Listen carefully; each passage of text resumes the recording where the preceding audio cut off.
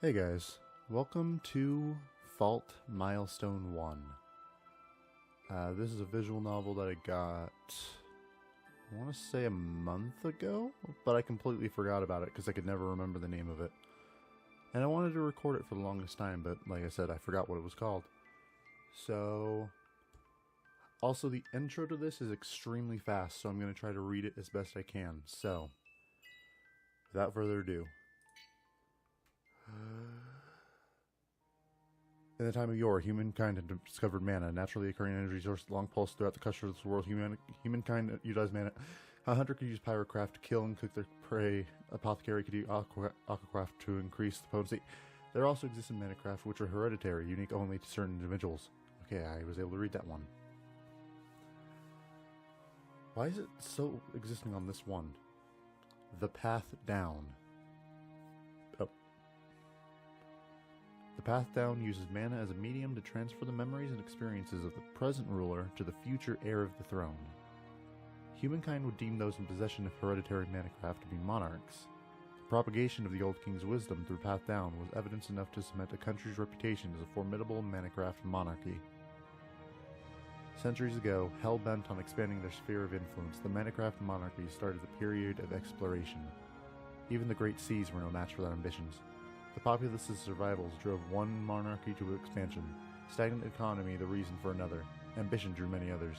For the few manacraft monarchies in the present day, the development of mana facilitated communication, revolutionized and already altered. People were no longer restricted by the pace of couriers to carry written messages. Long-distance communication became accessible to the masses. Education and knowledge became abundant. Secularism grew in popularity among the general public. Enlightenment was abundant in this new era ushered in by Comcraft. Years of the renowned pacifist kingdom of San Arj further prevailed and blood. A tragedy which would ultimately end peace that was established over 60 years ago. Willkommen to Rugzelnheid. Hid. I don't know if that's what it's called. Chapter 1. Galvanize. Rugzenheid Castle. Passageway to Sky Terrace. Sparks continued to dance through the air as a small silhouette ascended a spiral staircase. First, to the Sky Terrace. Right at the very front line of the assault, reaching the Sky Terrace on the roof of the castle was a young girl, no more than 12 or 13 years of age. She quickly scans her surroundings and gets into a defensive pose. Holding her breath, she surveys the area for a while. According to her prior intelligence, the Sky Terrace was completely deserted. Except for one.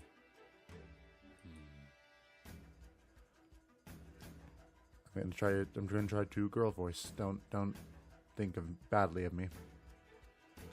Path Down. Oh my fucking god. Path Down successor of the country Rugzenheid. Selphine Rugzenheid. Show yourself. You know there's nowhere for you to hide now. Girls shout Oh, on. I can do this better. Show yourself. You know there's nowhere for you to hide now. The girl's shout reverberated throughout the empty terrace. There was no one around, but she maintained her guard. These were the actions of someone who has done it countless numbers of times. She moved towards the center of the Sky Terrace, her efficient, almost mechanical movements betraying her appearance of having a dainty, petite figure. Is there really no one here? Maybe the intel was wrong. Cyan, can you hear me? Cyan, if you can hear me, respond. Tss, in the middle of the fight. No one's here. You're here. The girl lets her guard down and takes a deep, long breath. Further into the terrace was a balcony that also functioned as a viewing deck of sorts.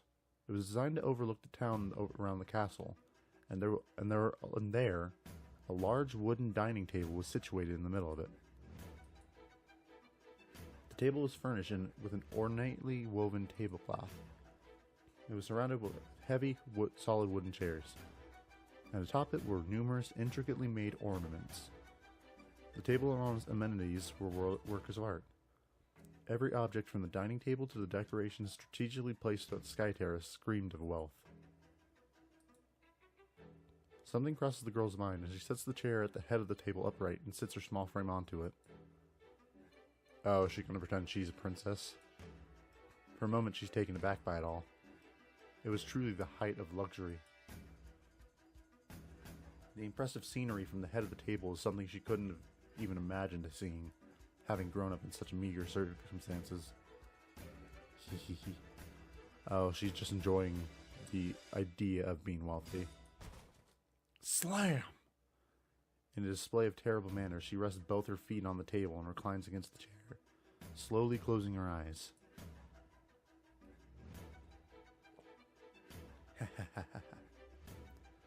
She couldn't help but laugh at the disparity between this situation and the place where she'd grown up. Whose seat was this?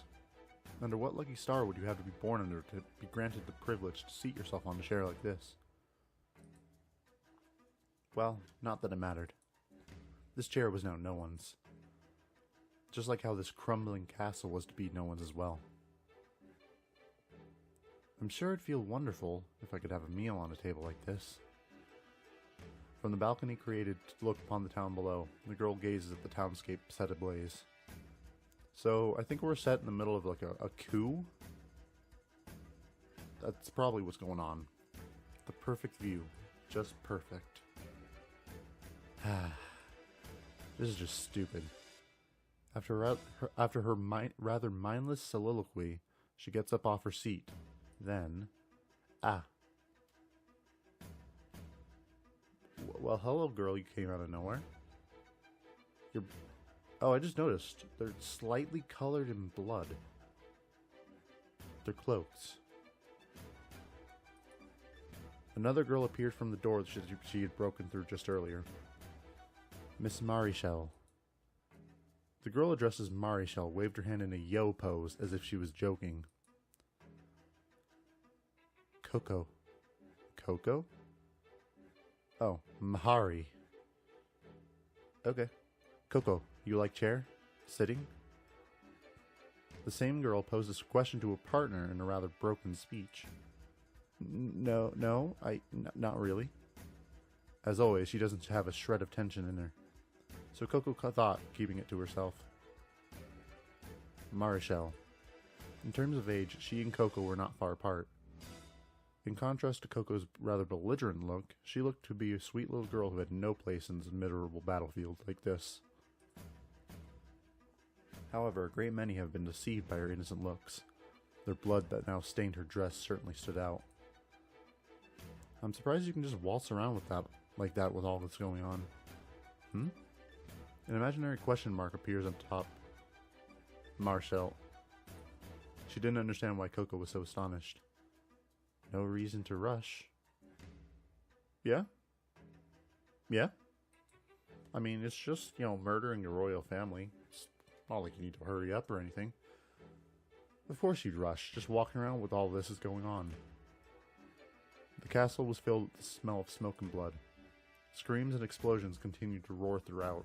They're not just murdering the castle, they're murdering the castle town. Despite the cacophony going on all around them, Marichal simply stood there, oblivious to it all. Mahari. I like Mahari more. Already almost done. No point running. Well, that's true, but Coco was at a loss for words when faced with that simple retort. She not here? No, she's not. Can we even rely on Scion's info? Scion, reliable. As a tank? Yes, he's very reliable in League of Legends, but I don't think we're talking about the same Scion here. Even if wrong, we follow Sister's borders. You mean orders. Orders. Unflinching. Well, okay. So white hair here is the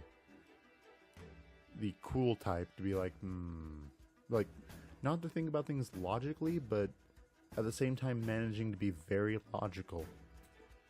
And then there's this blonde chick who, I don't know, she seems weird. Rather than communicating with words, she struck the same hand-waving pose from earlier. That was one of Marichal, I'm just going to say Mahari, One of Mahari's ways of expressing herself. Still, if they aren't here, where could they be? I'm pretty sure we've searched everywhere. Plan B. A manual search? The sheer size of this place makes my head spin. Hehe, funny face. Leave me alone. Fine, plan B then. Let's stick to the plan and take one wing each. I'll be on the east wing. Yes. Okay, so we have a plan. Also, I like how we have the time to, just talk while, again, there's fire in the background. There's most likely guards. I'm just saying, maybe you guys could hurry it up a little bit. What's wrong? We look, yes? Won't expel shadow soldiers. I'll be fine, there's only 150 of them. We've already taken care of most of the rear line guards, so I doubt we'll run into anyone troublesome. What is it? Overconfidence, your weakness. Her voice was soft, but her words carried weight. Everything going too well. Won't forget that. She can't pronounce her D's, can she? I won't. Coco unconsciously stands at attention. Nothing wrong in being careful. That's all. That was scary. She suddenly flipped into serious mode and all. Other people probably wouldn't understand the sudden change in Marshall's attitude. Putting thoughts and emotions into words was a weak point of hers. Logical, seeing that she only had just recently begun remembering her vocabulary. However, even though her vocabulary is lacking, she is in no way unintelligent or unable to grasp the situation at hand. Coco, being her partner, understood this very well.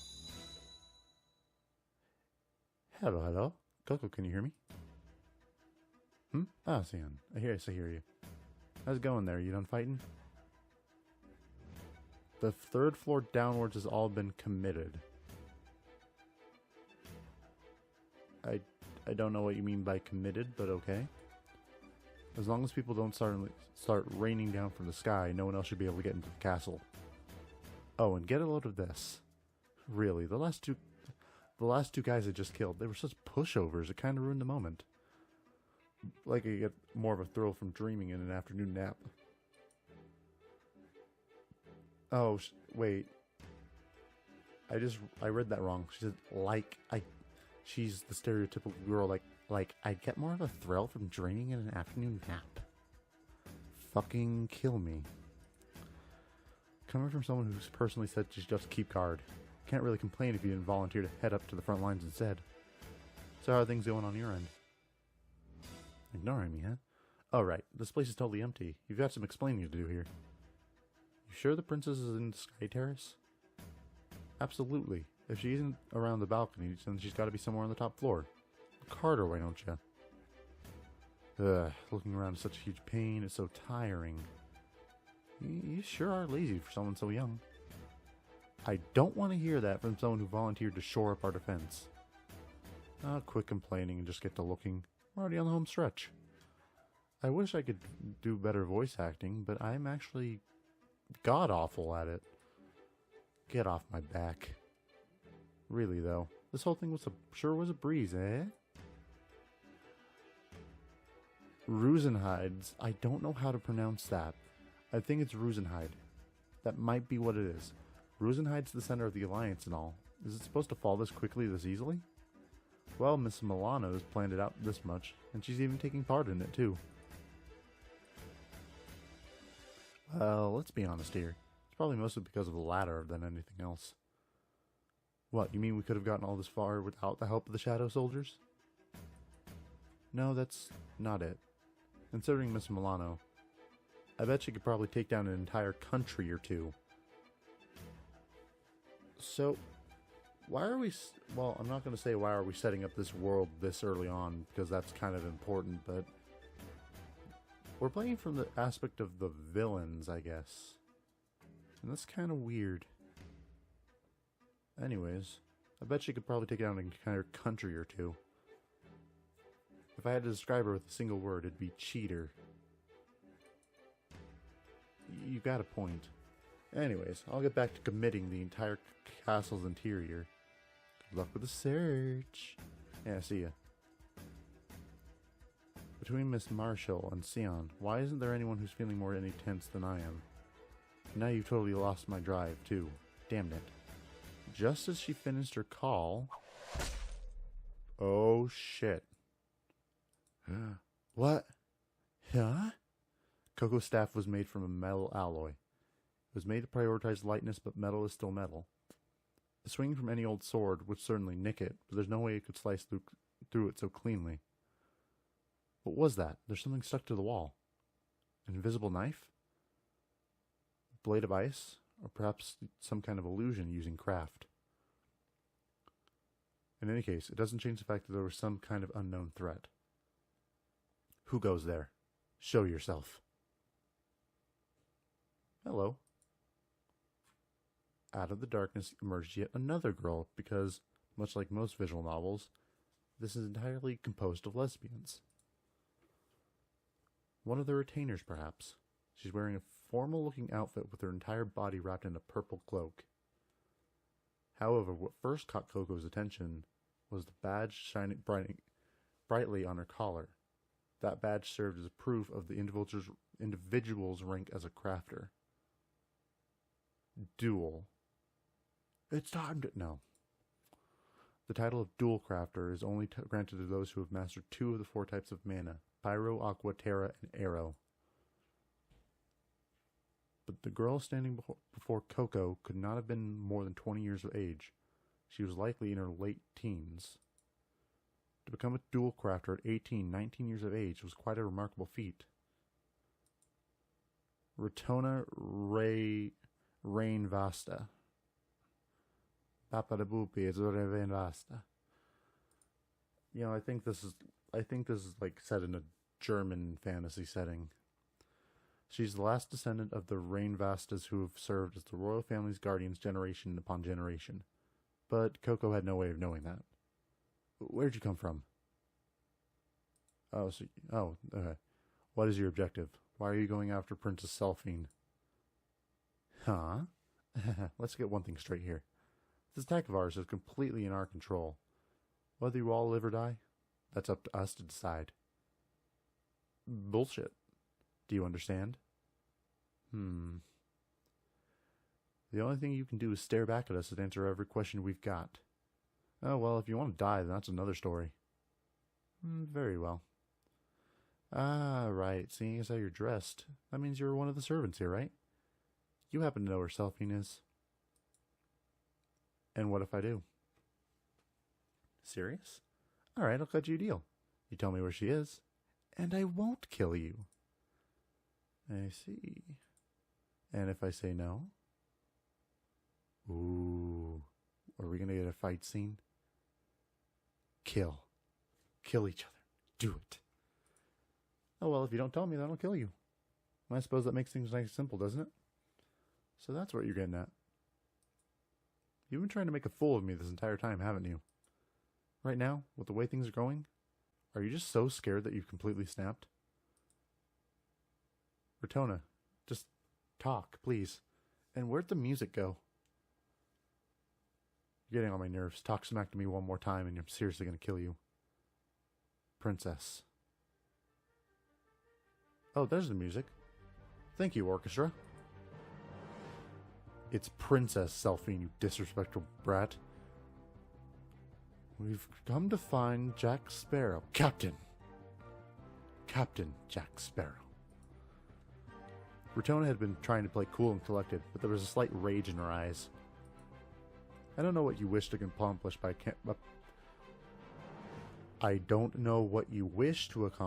attacking the royal family, but to address the princes of a country that way shows us complete and utter lack of respect.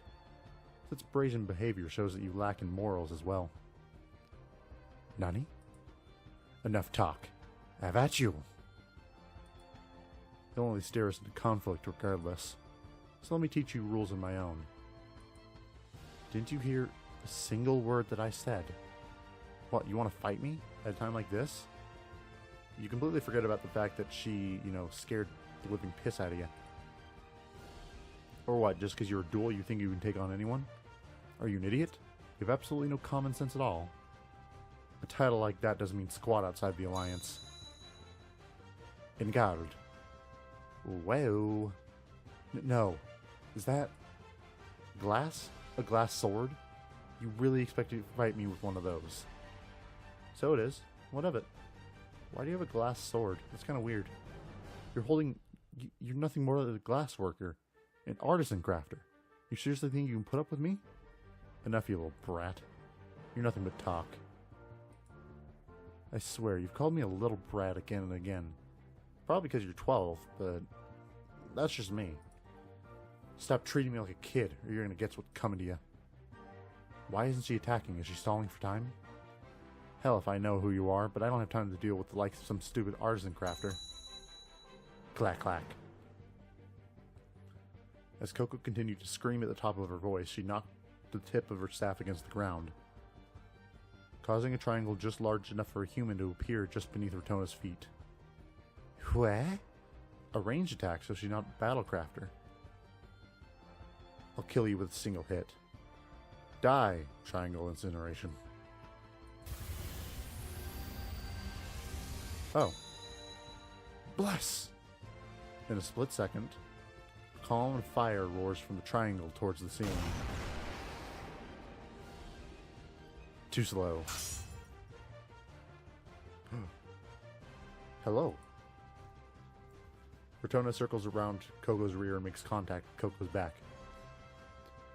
It feels really weird to say the name Coco. It's really weird. I don't know how I feel about it. Gah! The next moment, Coco dashes away with all might, trying to put as much distance between her and Ratona as you can. As you can is the next part of that sentence. Huh?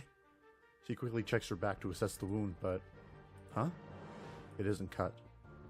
The sensation of her spine getting sliced in two slowly fades away. What just... Coco understood that very moment. Ratona's sword isn't some decoration or a fake weapon, but is in fact a real weapon, a strange and highly dangerous one. Transidian. That's what the sword is made out of. Transidian? It's a material said to hold the sharpest edge in the entire world. Of course I know that. The way Transidian breaks off is too uncontrollable. They say it's too dangerous and impossible to forge into weaponry. Only if it's naturally occurring. But I've already applied some level of processing to the Transidian I create. I can freely control this material. Are you stupid? If you can make something so complex like Transidian, then why don't you just stick to something tougher and easier to use like metal? Metal, glass, as long as it can cut through anything, then who cares? I mean, you're making sense. If you can cut through anything, then you don't really need to care what the material is made out of. Hell, why is some artisan like you even fighting with a sword in the first place? You still haven't realized? A little slow on the uptake, I see. I'm a battlecrafter. Oh, a battlecrafter. Ratona leaps off the ground. She's getting close. Need to keep my distance. Shadow soldiers. The shadow from the strap stretched, and dark silhouettes of soldiers began to crawl out from the ground. 3, 4 of them. Suddenly, Ratona was surrounded on all sides. What the? Shadow soldiers. She can summon them at will? So she's the one who created the shadow soldiers who attacked the castle. Careful, everyone. That girl's really fast and her sword is super sharp. And don't get anywhere near the commit area. What is committing? Coco then raised her staff, generating what seemed to be waves of mana in the air. The mana glowed in the air, then went straight to the dark soldier's hands. Pyro, Terra, Forge, Chains. She again knocks her staff against the ground twice, causing the glowing mana that had been floating in the air to materialize into chains. First, I'm going to tie you down. Now.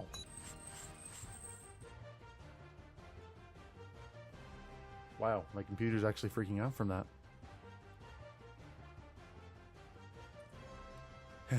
Now you're trapped.